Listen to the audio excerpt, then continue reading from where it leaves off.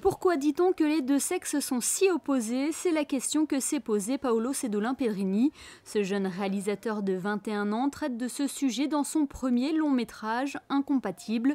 L'histoire notamment de deux amis, Mathieu et Sébastien, qui vont être confrontés à leur conception de la relation homme-femme. Mon personnage s'appelle Mathieu. C'est un personnage que j'apprécie tout particulièrement parce que c'est pas du tout moi dans la vraie vie en fait. C'est un personnage qui adore draguer, qui va dans des bars pour ramener des filles. Et c'est pas du tout mon genre, donc c'est sympa pour moi d'adapter ce personnage-là et de me prendre pour quelqu'un d'autre. Et c'est vrai que j'apprécie pas mal. Sébastien, c'est l'ami de Mathieu. C'est le bout en train et un peu le boulet.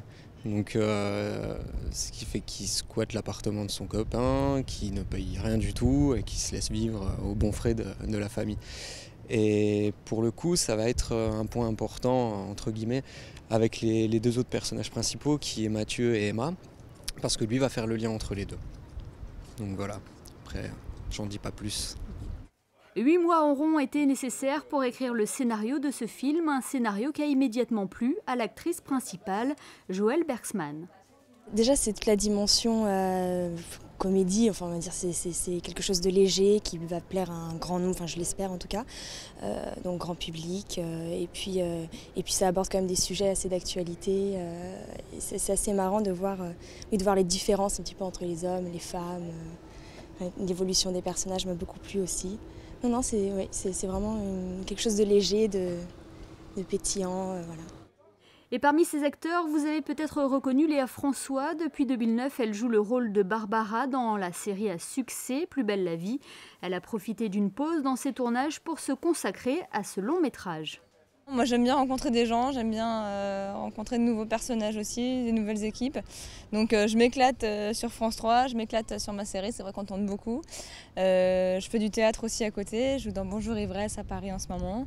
Et là ça me change encore, une troisième aventure, donc je suis un petit peu hyperactive. C'est vrai que j'aime bien faire plein de choses, rencontrer plein de personnes, donc ça se combine très bien et ça me va parfaitement.